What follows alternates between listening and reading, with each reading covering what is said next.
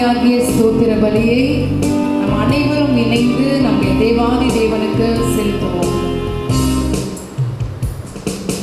ஸ்தோத்தரிப்பேன் ஸ்தோத்தரிப்பேன் இயேசு தேவனை, ஸ்தோத்தரிப்பேன் ஸ்தோத்தரிப்பேன் இயேசு தேவனை, என் ஜீவனுள்ள நாட்கள் எல்லாம் ஸ்தோத்தரிப்பேன் நான், என் ஜீவனுள்ள நாட்கள் எல்லாம் ஸ்தோத்தரிப்பேன் நான்.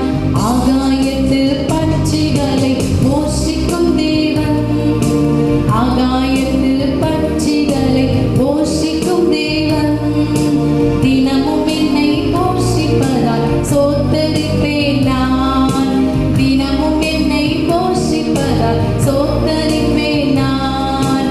ஸ்தோத்தரிப்பேன் ஸ்தோத்தரிப்பேன் இயேசு தேவனை, ஸ்தோத்தரிப்பேன் ஸ்தோத்தரிப்பேன் இயேசு தேவனை, என் ஜீவனுள்ள நாட்கள் எல்லாம் ஸ்தோத்தரிப்பேன் நான், என் ஜீவனுள்ள நாட்கள் எல்லாம் ஸ்தோத்தரிப்பேன் நான்.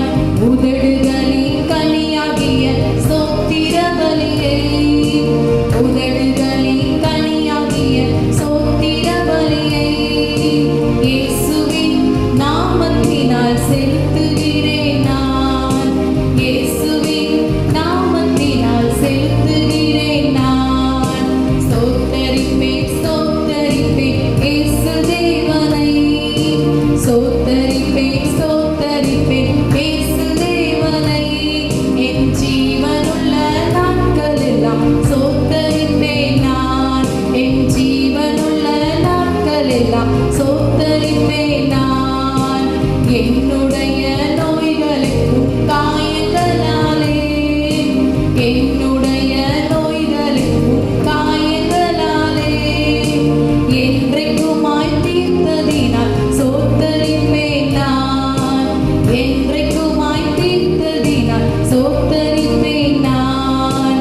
ஸ்தோத்தரிப்பேன் ஸ்தோத்தரிப்பேன் இயேசு தேவனை, ஸ்தோத்தரிப்பேன் ஸ்தோத்தரிப்பேன் இயேசு தேவனை, என் ஜீவனுள்ள நாட்கள் எல்லாம் ஸ்தோத்தரிப்பேன் நான், என் ஜீவனுள்ள நாட்கள் எல்லாம் ஸ்தோத்தரிப்பேன் நான். ஆமென், ஹல்லேலூயா, ஆமென். நம்ம ஜீவனுள்ள நாட்கள் எல்லாம் நம் ஆண்டவரை ஸ்தோத்தரிக்க வேண்டும். ஆமென்.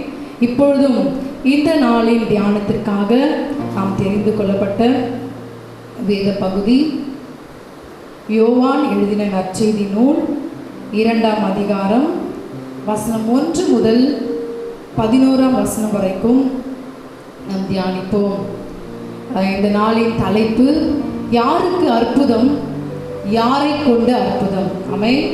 ஆமாம், இன்னைக்கு இந்த உலகமே ஒரு அற்புதத்தை எதிர்பார்த்து கொண்டிருக்கிறது இல்லை. அற்புதத்தை எதிர்பார்க்காத நபர் அப்படின்னு சொல்லி யாருமே இல்லை. எல்லாருமே நாம் அற்புதத்தை எதிர்பார்த்து கொண்டிருக்கிறோம். இந்த நாளிலும் ஆவியானவர் நம்மோடு இடைப்பட விரும்புகிற காரியம் யாருக்கு அற்புதம், யாரை கொண்டு அற்புதம். விசேஷமாக யோவான் 2ஆம் அதிகாரம் அநேகருக்கு தெரிந்த ஒரு காரியம் அங்கே சொல்லப்பட்டிருக்குது. இயேசுவின் முதலாவது அற்புதம். கானா ஒரு கல்யாணத்திலே தண்ணீரை திராட்சை ரசமாய் மாற்றின ஒரு அற்புதம் இல்லையா. இதை நாம் நிறைய முறை தியானித்திருப்போம், வாசித்திருப்போம், கேட்டிருப்போம்.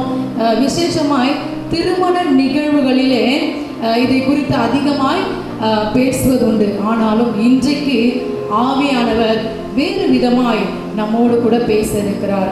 இந்த நாளிலும் நாம் பார்க்க போகிற முதல் காரியம் என்னவென்று சொன்னால், ஆண்டவர் சொன்னது போல இன்னைக்கு நமக்கு ஒரு தலைப்போட ஆண்டவர் சொல்லியிருக்கிறாரு, யாருக்கு அற்புதம், யாரை கொண்ட அற்புதம். ஆண்டுடைய அற்புதத்தை நாம் பெற்றுக்கொள்ள வேண்டும் என்றால் நாம் செய்ய வேண்டிய காரியங்கள் என்ன? முதலாவது, நீர் எந்த பாதையில் நடத்துகிறீரோ அந்த பாதையில் எந்த கேள்வியும் கேட்காமல் நாம் கடந்து செல்ல வேண்டும். ஆமென்.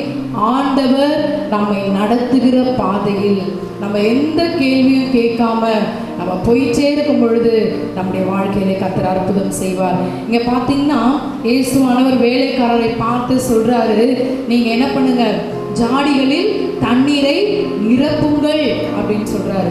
அப்புறம் உடனே சொல்றாரு, நீங்க தண்ணீரை மொண்டு பந்தி விசாரிப்பு காரணத்தில் கொடுங்கள் அப்படின்னு சொல்றாரு. இவங்க எந்த கொஸ்டினுமே கேட்கல. இயேசுவே என்ன தண்ணீரை கொண்டு போய் கொடுக்க சொல்றீங்களா? ஒண்ணுமே கேட்கல. அவர் சொன்னதை அப்படியே செய்தார்கள். எந்த கேள்வியுமே கேட்கவே இல்லை. அதனால்தான் அந்த இடத்துல அற்புதம் நடந்தது. ஆமென். இன்றைக்கும் நாமும் அப்படிதான். இன்றைக்கும் ஆண்டவர் நம்முடைய வாழ்க்கையிலும் அதை தான் எதிர்பார்க்கிறார்.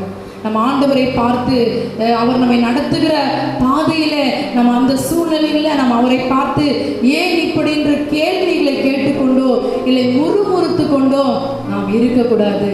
ஆண்டவர் நம்மை எந்த பாதையில நடத்தினாலும் ஒரு கேள்வியும் கேட்காமல் அவர் என்ன சொல்லுகிறாரோ அதை நாம் செய்கிறவர்களாய் இருக்க வேண்டும். ஆமென்.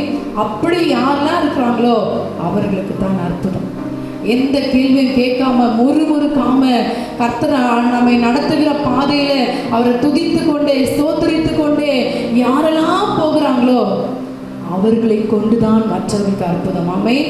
அடுத்தபடியாய் ஆவியானவர் சொல்லுகிற காரியம், அவருடைய எதிர்பார்ப்பை நிறைவேற்றுகிறவர்களுக்கு கொண்டு அவர் அற்புதம் செய்வார். ஆமென். யாருடைய எதிர்பார்ப்பை நிறைவேற்றுகிறார்களோ அவர்களுக்கு அற்புதம். அவருடைய எதிர்பார்ப்பை யார் நிறைவேற்றுகிறார்களோ அவர்களை கொண்டு அற்புதத்தை அவர் செய்ய விரும்புகிறார். ஆமென். ஆமாம். வேலைக்காரர் பார்த்தீங்கன்னா, வேலைக்காரர் சொல்லுவார், ஜாடிகளில் தண்ணீரை நிரப்புங்கள். அவங்க என்ன பண்ணுவாங்க தெரியுமா? நிறைய நிரப்பினார்கள்.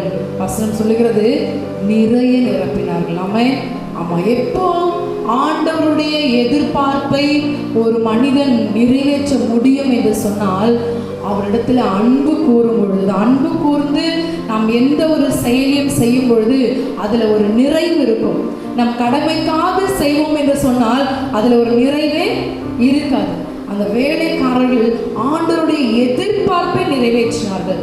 நிரப்புங்கன்னு சொன்னாரு, ஆனா அவங்க நிறைய நிரப்பினார்கள். ஆமென். இன்றைக்கு ஆண்டவருடைய எதிர்பார்ப்பை நிறைவேற்றுகிற ஒரு நபராய் நாம் இருப்போம் என்று சொன்னால் நம்முடைய வாழ்க்கையில அற்புதம் நடக்கும். நம்மை கொண்டு மற்றவர்களுக்கும் அற்புதம் நடக்கும். ஆமென். ஆமாம். அடுத்தபடியாக நாம் பார்க்கும் பொழுது இந்த அற்புதத்தை பெற்றுக்கொள்ள வேண்டும். இந்த அற்புதம் நம்முடைய வாழ்க்கையிலே நடக்க வேண்டும்.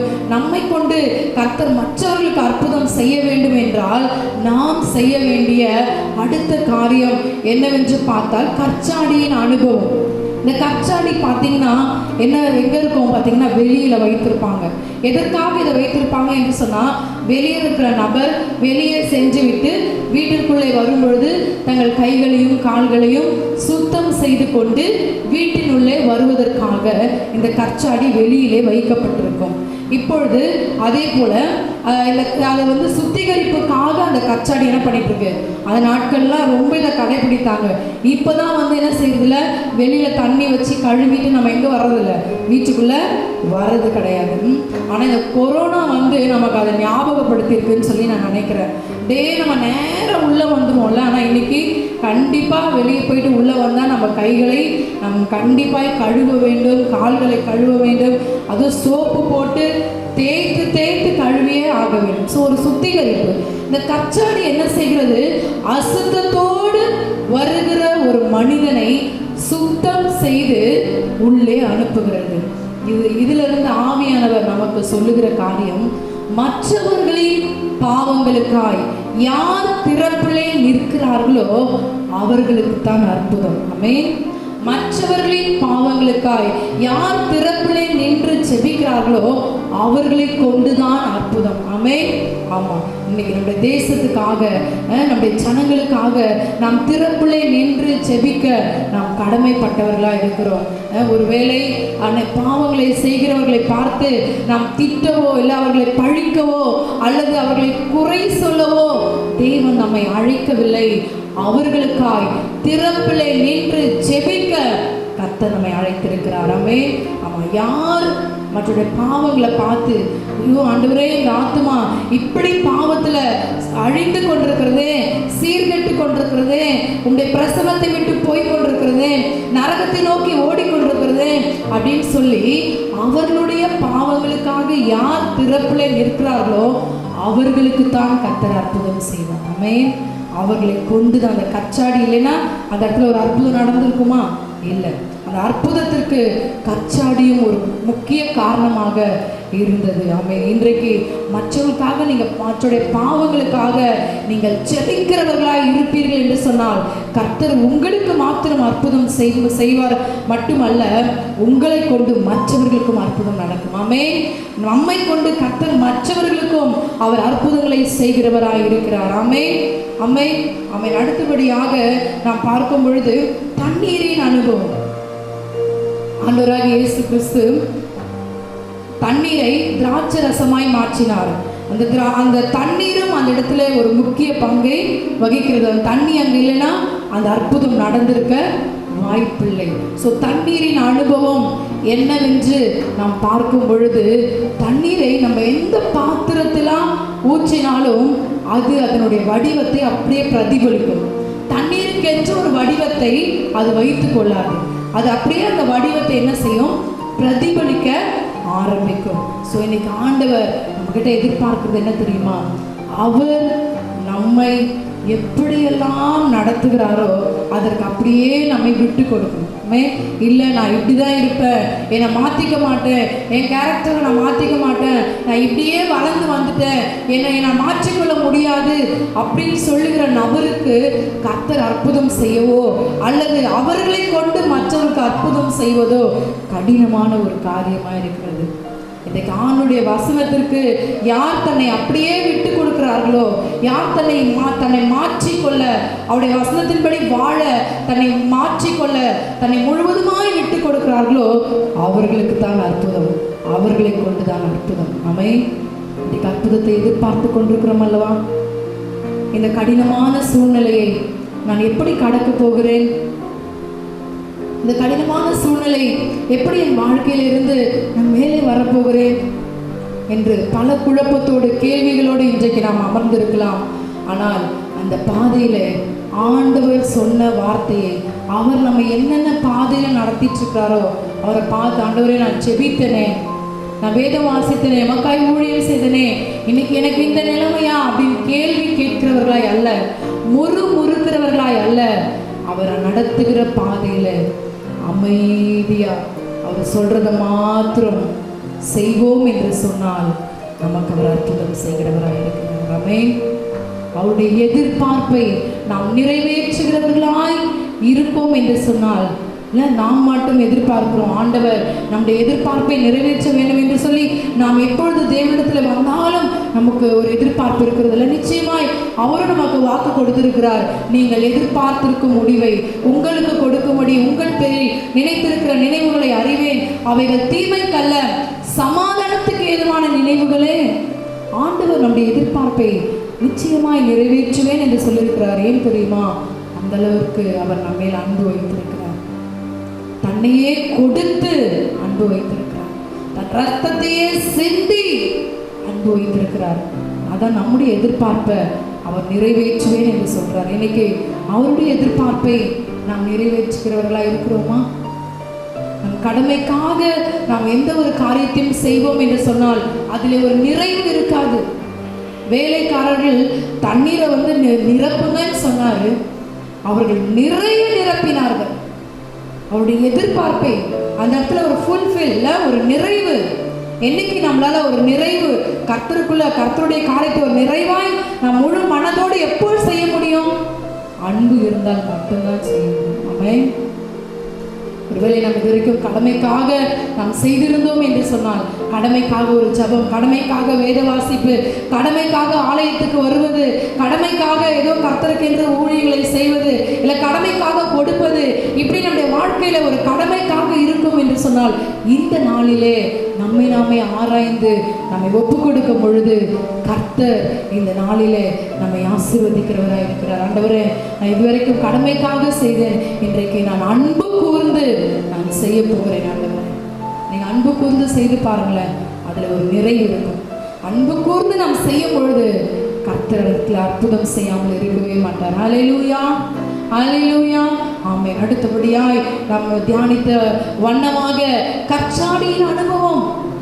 மோசே கூட பார்த்தீங்கன்னா இஸ்ரவேல் ஜனங்கள் முறுமுறுக்கிறார்கள், கர்த்தருக்கு விரோதமாய் பேசுகிற செய்கிறார்கள். ஆண்டவருக்கு கோபம் வந்து அவர்களை அழிக்க போகிறேன் அப்படின்னு 106ஆம் சங்கீதத்திலே வாசிக்கும் பொழுது இப்படியே சொல்லப்படுற, நான் அவர்களை அழிக்க போகிறேன், நான் அவர்களை நான் நிக்கிரகம் பண்ண போகிறேன் அப்படின்னு சொல்லி ஆண்டவர் என்ன பண்றாரு, மோசையோட பேசுற மோசை வந்து சொல்றாரு 106ஆம் சங்கீதம் 23ஆம் வசனம், ஆகையால் அவர்களை நான் நாசம் பண்ணுவேன் என்றார். அப்பொழுது அவரால் தெரிந்து கொள்ளப்பட்ட மோசே அவர்களை அவர் அழிக்காதபடிக்கு அவருடைய உக்கிரத்தை ஆற்றும் பொருட்டு அவருக்கு முன்பாக திறப்பின் வாயிலே நின்றான். பாருங்க, அவரால் தெரிந்து கொள்ளப்பட்ட மோசே. என்னைக்கு மற்றொடைய பாவங்களை குறித்து நாம் குறை சொல்கிறோமோ நாம் அவரால் தெரிந்து கொள்ளப்பட்டவர்கள் அல்ல. மற்றொடைய பாவங்களுக்காக மற்றொடைய அக்கிரமங்களுக்காக நாம் திறப்பிலே நிற்கிறோம் என்று சொன்னால் அவரால் தெரிந்து கொள்ளப்பட்டவர்கள். மோசே தெரிந்து கொள்ளப்பட்டவன், திறப்பிலே நின்று ஜெபிக்கிறான். கச்சாடியின் அனுபவம் அதை சுத்தம் செய்து மற்றவர்களை சுத்தம் செய்து உள்ள அனுப்பிட்டே இருக்கும். நாமும் அப்படியாய் வாழ நம்மை ஒப்பு கொடுப்போமா? ஒருவேளை நம்முடைய கண்களுக்கு முன்பதாக கடினமான மனிதர்களை நாம் பார்க்கலாம். அவர்களை பார்க்கும் பொழுது அவர்களுக்காக நாம் ஜெபிப்போம். அதற்கு தான் தேவன் நம்மை அழைத்திருக்கிறார். நம்முடைய தேசத்தின் பாவங்களுக்காக ஜெபிப்போம். நெகேமியா வாழ்க்கையில பார்க்கும் பொழுது நெகேமியா ஜெபிக்கிறார். அலங்கம் இடிக்கப்பட்டது என்று அறிந்த போது அவர் ஜெபிக்கிறார். என்ன சொல்றாரு? சில நாளாய் துக்கித்து உபவாசித்து அழுது ஆண்டவர் பார்த்து சொல்ல, நானும் என் தகப்பன் வீட்டாரும் பாவம் செய்தோம். நான் ஒண்ணுமே பண்ணேன்னு சொல்ல, நாங்க செய்தோம். அவர்கள் செய்த பாவத்தை தான் செய்ததாய் அவர் சொல்லுகிறார். இன்னைக்கு அப்படிதான் தவறு செய்கிற யாரை பார்த்தாலும் உடனே அவங்களுக்காக நீங்க செபிக்கணும். அந்த ஒரு இருதயம் உங்களுக்கு வந்துட்டா போதும், உங்களுக்கு அற்புதம். உங்களை கொண்டு மற்றவர்களுக்கு அற்புதம். கடைசியாக தண்ணீரை எந்த பாத்திரத்தில் ஊற்றினாலும் அது அதோடைய வடிவத்தை பிரதிபலிப்பது போல இன்றைக்கு கர்த்தர் உங்களை எப்படி வணைந்தாலும் அவருடைய வணைவுக்கு நம்மை நாம் விட்டு கொடுக்க வேண்டும். இல்லை ஆண்டவரே, இந்த ஒரு விஷயத்துல என்னை விட்டுருங்க, இந்த ஒரு விஷயத்துல நான் இப்படிதான் இருப்பேன், இதுல நான் இப்படிதான் இருப்பேன் அப்படி இல்லை. நீர் என்னை எப்படி இருக்க சொல்லுகிறீரோ நான் இருப்பேன் ஆண்டவரே. உங்களை விட்டு கொடுத்து பாருங்க. ஆரம்பத்துல கஷ்டமா தான் இருக்கும், தோல்வியா போற மாதிரி தான் இருக்கும், வறுமையா இருக்கிற மாதிரி தான் தெரியும். ஆனா முடிவிலே ஒரு பெரிய ஜெயத்தை நாம் பெற்றுக்கொள்வோம். அல்லேலூயா. இந்த நாள் நம்ம எல்லாம் ஒப்பு கொடுப்போமா? அப்படியே நம் கண்களை மூடி நாம் கேட்ட அந்த வார்த்தைக்காக நாம் செபிப்போம். ஆண்டவரை நோக்கி பார்ப்போம். எல்லாரும் கண்களை மூடுவோமா? ஆண்டவர் உங்களோடு பேசியிருக்கிறார். அவர் அற்புதத்தின் தேவன். உங்களுக்கு அற்புதம் செய்யும்படி இந்த காலைகளிலே அவர் கடந்து வந்திருக்கிறார். சூழ்நிலை என்னவா இருந்தாலும் அவரால் அற்புதம் செய்ய முடியும்.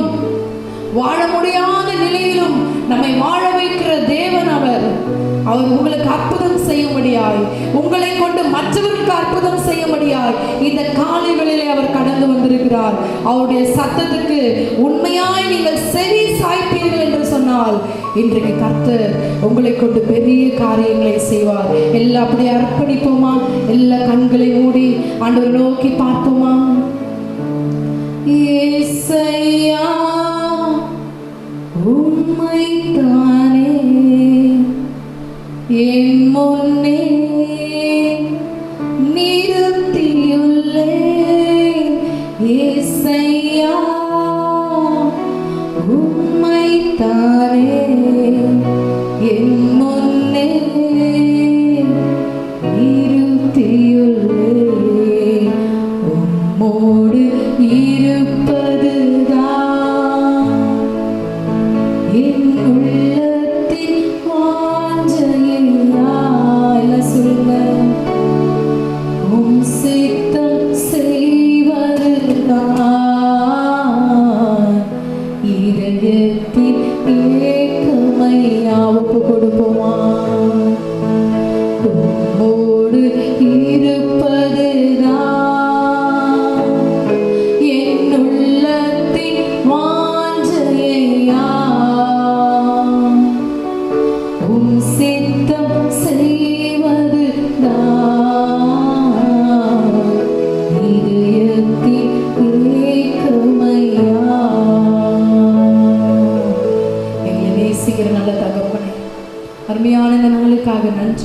நீர் எங்களோடு பேசின வார்த்தைகளுக்காக நன்றி ஆண்டவரே. அப்பா, வேலைக்காரரின் அனுபவங்கள் எங்களுக்குள்ளே காணப்படுவதாக. நீர் எங்களை எந்த பாதையை நடத்துகிறீரோ நாங்கள் அதை குறித்து கேள்வி கேட்காமல் ஆண்டவரே, உம்மை பார்த்து முறுமுறுக்காமல் அமைதலோடு ஆண்டவரே நாங்கள் கடந்து செல்ல எங்களுக்கு கிருபை தருவீராக, எங்களுக்கு கிருபை தருவீராக. ஆண்டவரே, நீர் என்ன சொல்லுகிறீரோ அதை அப்படியே செய்கிற ஒரு இருதயத்தை இந்த நாளிலே எங்கள் ஒவ்வொருவருக்கும் நீர் தருவீராக ஆண்டவரே. அப்பா தகப்பனே, மற்றவர்களின் பாவங்களுக்காய் திறப்பிலே நின்று ஜெபிக்கிற அந்த அனுபவத்தை கொடுங்க ஆண்டவரே. யாரையும் குற்றப்படுத்தவோ குறை சொல்லவோ நீர் எங்களை அழைக்கவில்லை ஆண்டவரே. எங்கள் ஜனங்களுக்காய், எங்கள் சகோதர சகோதரிகளுக்காய், எங்கள் தேசத்துக்காய் நாங்கள் திறப்பிலே நின்று ஜெபிக்க கர்த்தர் எங்கள் ஒவ்வொருவருக்கும் கிருபை தருவீராக ஆண்டவரே. ஆண்டவரே, உம்முடைய வசனத்தின்படியாய் எங்களை விட்டு கொடுக்கிறோம் அப்பா, எங்களை விட்டு கொடுக்கிறோம்.